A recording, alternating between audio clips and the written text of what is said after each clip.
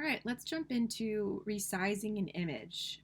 This is a key concept in Photoshop and kind of tricky to kind of get a understanding of. So let's go ahead and dive in and see if we can clear that up. All right, so go ahead and open up an image called Portrait Black White TIFF. Let's go ahead and view this image at 100%. Go to View 100%. So this is viewing the image at screen pixels. So resolution, which is pixels per inch. So let's go ahead and view it at 100%. Got a little bit bigger. So this looks like it's a really big picture, right? At least on screen. It's large, it fills up my whole screen. However, let's go ahead and view the image at print size. So view print size.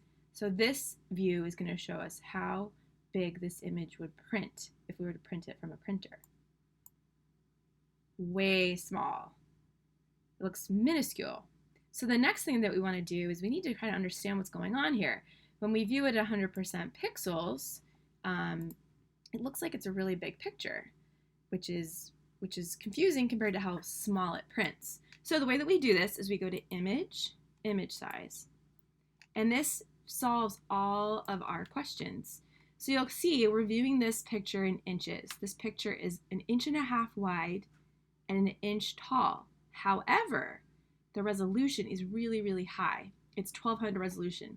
So this image was either shot or scanned in at a very high resolution, which means that there's lots of pixels and information in this teeny tiny width and height. So that gives us some options in terms of how we might save this picture. So we have control over the width, the height, and the resolution. And always review this image size. Like, how much do you have to work with? How much information do you have in this image? So we have a lot of information that we can use. Again, the physical size of this image is the width and the height. So we're working with 1.5 inches by 1 inch. I want you to go ahead and uncheck this box right here called Resample.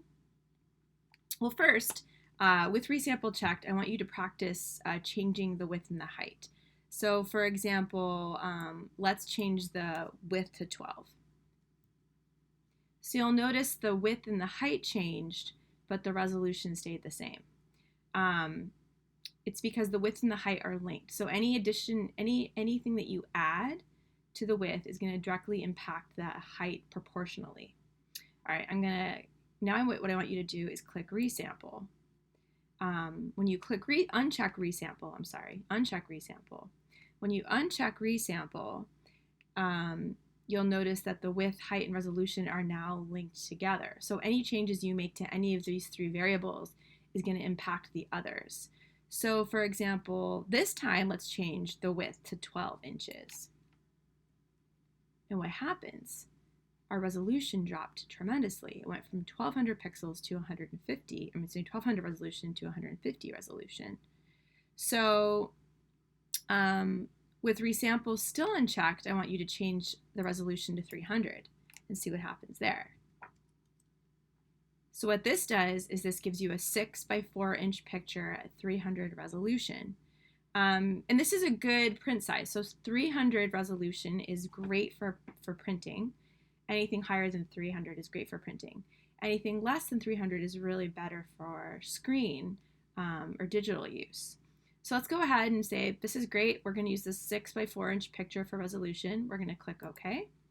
And now let's view this image at print size. So it's a little bit bigger. It's still smaller. It's still able to use it for printing and have it look great. So I just want you to become familiar with how height, width, and resolution all play a role with each other in how you evaluate and use an image. You can go ahead and file close this.